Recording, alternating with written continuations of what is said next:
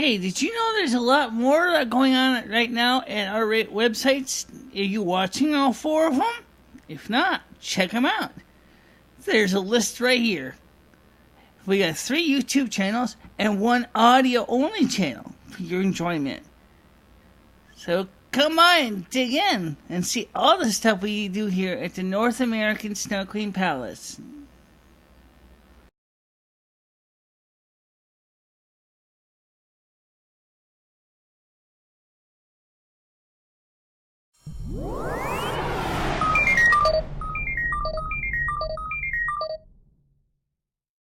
Welcome to my world. Come on in. Hello, everybody. It's Michele Marie Dalene, and today we're going to go into the rules of conduct. I'm going to explain them in detail and how we came up with the rules. The rules of conduct of being a snow queen was created not so much by artificial arbitration, but rather by my ethics, my ethos, how I live my life, and what I see is a life event and how I see the world around me. The first rule, which is this: the needs of the many outweigh the needs of the few.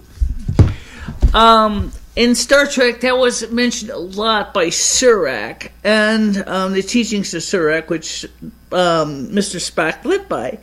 What that means is that you need to think of the needs of all the people that is under your care. As a weather steward or stewardess, this applies to almost all seasons, not specifically just winter. It is your responsibility to make sure that the needs of everybody is met and considered. If you just thinking of just 1 or 2 people out of millions of people, that's actually possibly grounds for dismissal because of the fact that you're not keeping all the needs of your constituents in mind. The role of the Snow Queen or winter or weather steward is a privilege and not a right. It is a privilege when you are asked by Mother Azna and Father Jahweh to be a part of the weather environment. And I said it included Weather Steward along with Snow Queen because technically Snow Queen is just kind of an honorific. It's not really my official title. My official title is the North American Weather Stewardess of the Northern Hemisphere. Which includes the areas of United States, Canada, Alaska, and of course Southwest Greenland. That's just how it got broken up into the zone. I'm in Zone 1. Frisia is in Zone 2. Tenaya which deals with Russia, is in Zone 3, and I forgot what the other 2 were. We also have several to Asia and Australia and New Zealand. There's 7 of us. And Africa. So it's kind of broken up by the major continents. And if the Zone 1 and Zone 2 sound familiar, yeah, it does, because it's the same kind of zone idea as we see in FidoNet, which just happens to be the way I memorize the zones. This is very important, this next part. Listen carefully, please. Disregard of life is not acceptable and could result in suspension or termination of service. This applies to anybody. Because this is a privilege and not a right, Mother Azna wants us to respect everybody and to treat everybody with decency and kindness and not to become abusive or think that we are better than everybody else. And not to go out there on a killing spree and deliberately trying to hurt other people, thinking that is what Mother and Father God want. Number 4, egomaniacs are not welcome. Egomaniacs are the men and women who think that their shit don't stink. They sit there and they tell you they're great and the top sirloin and that they're number 1 and they're special because they were given this opportunity and privilege to be a weather steward. Let me tell you something right now. Mother Azna and Father Jahweh have already made it clear. They do not want that kind of an attitude. It is a privilege. Like I said earlier, it's not a right. And you're not supposed to basically rub in everybody else's noses in everybody else's face and say, I'm better than you. Nah.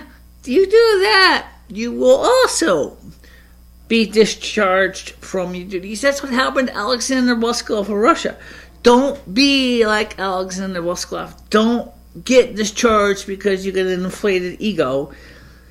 Leave the ego at home. Okay? Because Mother and Azna and Father Jahweh have made it clear they want people to be humble and honest and true and faithful. And that's the most important thing that they said, is that we want people who are humble and understand that it's blessing, but it is not to be taken as if once you are, that's it, and you got the right to basically go shove your foot in somebody's posterior. That's not what they want. Okay, so if you think that being weather steward means you can go ahead and flaunt it, guess what? You're going to lose it. Okay, that's just the way it is. That's what Mother Azna has said. And she actually signed off on these roles. So they are based on, as I said, these were referred to by Mother Azna and Father Jahweh. He both confirmed that they agree with these guidelines. Number 5. Selfish behavior is not tolerated. That goes along with number 4 and number 2 from the duties. You will lose your privileges. And any powers, special gifts given to you for the purpose of this work will also be rescinded, which are not gifts. They are powers entrusted to you. They're privileges. And so you will lose them if you act like an idiot. If you act like a decent person, Mother and Father God will respectfully understand. By the way, if you make mistakes, if you do fall behind, or you misunderstand, or you do a screw up, and it's an honest mistake, Mother and Father God will let you know. What they're talking about here with egomaniacs and selfish behavior is people who willingly do that. If you are... And people do, unfortunately, slip. Everybody does, even me. I try not to, but, sometimes it can get to your head just as easily as anything else. Because we are running out of time. We've got to try to get this done here. Knowledge of environmental issues is most important. Why is that important? Well, because you're manipulating with the blessings of Mother and Father God, the weather around you. And to do that, you need to understand how your actions, or lack of, are going to have repercussions on the people around you, which goes back to number 1. It's all interconnected. So in order to know and understand what you need to know, knowledge of the environment, and obviously how the environment acts or interacts with the people around you. Therefore, again, that ties in with the needs of the many outweigh the needs of the few. It sounds kind of convoluted, but it isn't. It really is very simple. It just happens to be what I live by, and to me, it makes a lot of sense. It just does. You think of the many needs of the many. For example, we are entering a period of climate change. We keep hearing a term. Everybody kept thinking originally it was global warming. I'm glad that flows in favor with a more honest answer, which is climate change. However, the good chances is going to be global cooling and not global warming as much. But, take a grain of salt, okay? It looks definitely like it is going to be global cooling. And it's not going to happen all at once, though. After all, the Earth is a large ball. It's a large planet, and while the temperatures right now are kind of patchy, overall the temperatures are dropping in some areas, and they're staying warm in other areas. But eventually, the Earth will reach equilibrium or homeostasis, but it's not going to happen overnight. Trust me. Number 7. Do as best to balance the needs of the environment and the needs of people. Well, guess what? That's related to needs 6 and 1, which means, to hammer this there, the needs of the many outweigh the needs of the few. And number 6 is knowledge of environmental issues is most important. So once you know all that, number 7 just kind of reiterates what is taught in number 1 and 6. Number 8, serve to maintain professional image in ways of dress and behavior. In other words, don't look like someone just dropped you out of Skid Row. I mean, okay, sometimes you may not have the best clothing in the world, but at least you can behave with decency. That's at least is the minimum, is you make an effort to at least be respectable in personality and dress. Sometimes there's a little more liberality with the dress, but it's still important to try to be professional in attitude. Okay? Originally I said this wrong in this morning vlog. Here's what it really said. I had a chance to reread this again. Don't act like an ice cube. Show your feelings or concerns. That was because, based on the rules and teachings of Surik, he said that emotions are a correction can stop you from acting with logic. Well, unfortunately, human beings are logical, and so we do have emotions. But sometimes we can still be blinded by those emotions. So we need to find a balance. If you can visualize a big balance scale, on one side you have logic, on the other side you have emotions and compassion. The idea is to find balance, where you can find just the right amount of logic and yet still consider all those needs, like I said in number 7, and also show that you're a human being by smiling a little, laugh a little, cry a little, yell a lot. Or not always, but if something upsets you, you should speak up. I tend to be more like, okay, something's bothering me, I want to find the answer. I want to try to come up with a solution to the problem. And that's very difficult to do in some circumstances. 10, this is the last of the big ones. If someone asks you to do harm, say no and then explain why. See rules 1 through 3 for reasons. It could also include 6 too. People sometimes ask people thinking that they can do favors to them by causing harm for other people. If it's ethically and morally not right, don't do it. I don't care if you're a snow queen or a politician. The same applies to you, because we also have to abide by a higher authority. I just want to thank Hebrew National for that statement in their Hebrew National Hot Dog commercial, because I live by that. I abide by a higher authority. 2 of them, actually. Mother God and Father God. Basically, the rules of thumb is, if you don't think it's right, don't do it, okay? If you think it's good to cause harm to somebody, and yet it doesn't feel good to you, listen to your heart, okay? That is true for any position of power. Listen to your heart. If you don't think it's right, don't do it. Okay, now I had some tips. I misread one of them. I'm going to reread them again because there are not that many of them. Snow queens don't have to wear white. I misread it this morning and said they don't have to have white hair. I'm sorry about that. They don't have to wear white because it's not a requirement. You don't have to wear any particular color of office. It's, again, it goes back to the manner of the way you dress and the way of your behavior. Snow queens can have any hair color they want. You can have red, brown, green, purple, blue, yellow, black. There's no requirement for any hair color for any steward or stewardess. You can have it whatever color you want, as long as it's in good taste, okay? If you want to have your hair color dyed the colors of a rainbow, that's fine too. Because if that's, as long as you act professional and look presentable and look like you're trying to be sincere with your office status, then you'll be fine. That's the truth here. Why I want to be a Winsted Selectwoman? Okay.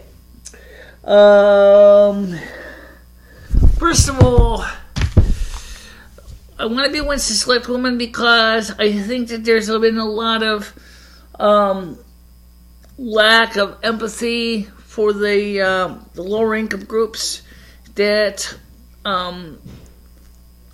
they don't seem to be getting much representation.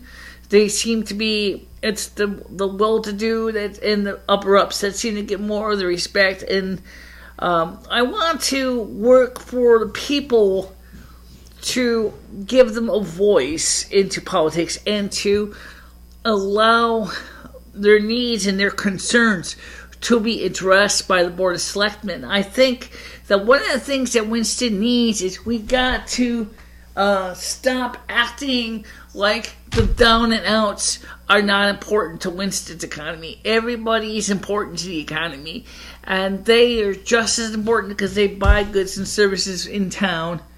And so for that reason, we should be considering their needs as well as the needs of the well-to-do. So we need to consider the fact that they need jobs, they may have families, they may have housing issues. All these things are just as valid and should be brought up to the awareness of the Board of Selectmen, because there's just so many things. There's so much inequity, where a lot of the low-income people feel that the big guys in the town Board of Selectmen don't have any idea of their concerns. Because sadly enough, for guys and boys and girls, most of the time they don't, because they haven't had anybody from the lower trenches, to my knowledge, successfully run for Board of Selectmen. I want to. And I want to make changes for the better to help all of Winston grow. I may be a Republican, but I'm a moderate. I look at things from both sides. I live by the rules as North American Snow Queen. I also am going to be applying those same rules to my campaign. So all the guidelines I read you is still what I'm going to be going by for my campaign as well. Because there's a deep ingrained part of my ethos, and it's not going to change. That's just who I am. And some people may not like that. That's okay. It's your opinion. You have a right to choose whoever you want. I do hope that you do vote in the town elections in November of 2015. But if you don't like what I got to say, that's okay. You have a right to feel either I'm good or bad for the town. But I'll tell you honestly, I'm going to try my best to keep everybody's needs in mind at all times. Concerns. Okay, the concerns I have with this town is twofold. Number one, there seems like there's an issue we know about the situation with Centrella, which was the town treasurer who basically vacuumed the town out financially, took a lot of money out of the town illegally, and he's now sitting in the clink for it. His house has been impounded by the town, and now they don't know what to do with the thing, because the real estate market is soft, and the town doesn't want to get stuck with it. If they could sell it, which is a pretty nice, expensive house, mind you, they probably could make back some of the money that they lost. That's great, except the problem is the real estate market is just not productive at this point for the town to make the kind of money back that they would have to, and the appraisal value of the home, so that they can actually put the money back into the treasury. They also, is of course, need to consider that we have a lot of mismanagement in a lot of other programs. There's certainly mismanagement in our educational budget. We have a lot of waste with 3 elementary schools. Do we need 3? Could we get away with 2? Could we get away with 1? Do we need 3 principals? Do we need all of this? If so, what can we trim? Maybe to consolidate some of the schools' students together. Why do we have Bachelor Hinsdale and there's one other one I forgot. Okay, those are at least two of them I know of. I think there is one more. The point is that we have to find ways to reassess and combine the needs of the students and academics, but we also have to consider the costs associated with everything and try to find a happy balance for each. Also, we need to fix the street. We got to fix Main Street. We have to fix the bridges. We have to fix the roads. The roads going up to the soup kitchen, for example, by St. James Episcopal Church on Walnut is really got a lot of potholes in it. It's got a lot of cracks. It's not in the best of shape. It could be better maintained. But we got to fix the bridge at Holabird Avenue and several others, which are really dangerously decrepit. And if we can get these fixed up, we're going to need money. And obviously, the normal way the town would get money is to raise taxes. Well, that's not going to be an option. If we're going to try to bring businesses into Winsted, we have to maybe find a way to make this town a lucrative environment for businesses and manufacturing to hire people in town, and also to want to establish a home base here. A nice corporation in this town, a larger corporation. We got several empty mills. We could really seriously bring some money in for the town coffers, and that's why we need to focus on trying to get businesses in here. Now, I'm not necessarily going to go out there and say, let's give them tax breaks. I'm going to say is, let's try to find a way to help them by, if they hire maybe local employees. For every local employee they hire, they might get, say, a thousandth of a percent off their taxes or something. In other words, give them a credit for hiring local employees. So if it's a business that has like 10 employees, that means that if they hire all local 10 Winsted residents, that means that they're going to get 100th of a percent off on their taxes and mill rate. That may not seem like much, but if it's a multi-million-dollar corporation, it could be a big deal. So we need to find a way to bring in the business and also get people the jobs, because that's obviously is one of my concerns, and it's part of my platform is we got to get jobs in this town somehow, and also we can use that resources to fix up and better the town as we go. The last one is the economic revival. I just discussed that. What can we do to get this town to become more successful as both an environment for consumers, that is the buyers, and the businesses who are the manufacturers and the sellers. And I know if you watch the movie Accepted, the dean talks about pimps and whores. Well, you know what? Here's the deal. Okay, take the humor out of it for a minute. It's true. Okay, buying and selling. It's what makes the town works financially. When a business, say for example, sells furniture. Let's say for example, a business is just a furniture store. Like Winston Furniture used to be. Okay, you sell furniture.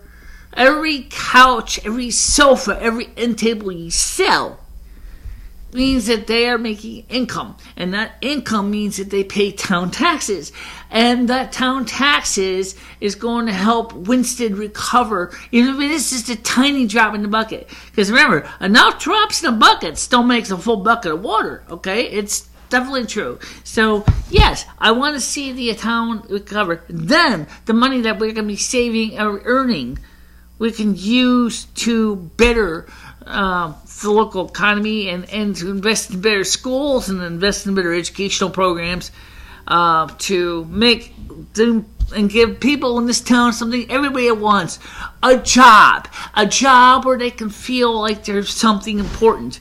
Every single one of the people I've talked to at the soup kitchen have all said this to some extent. I want to do something with my life than sit on disability.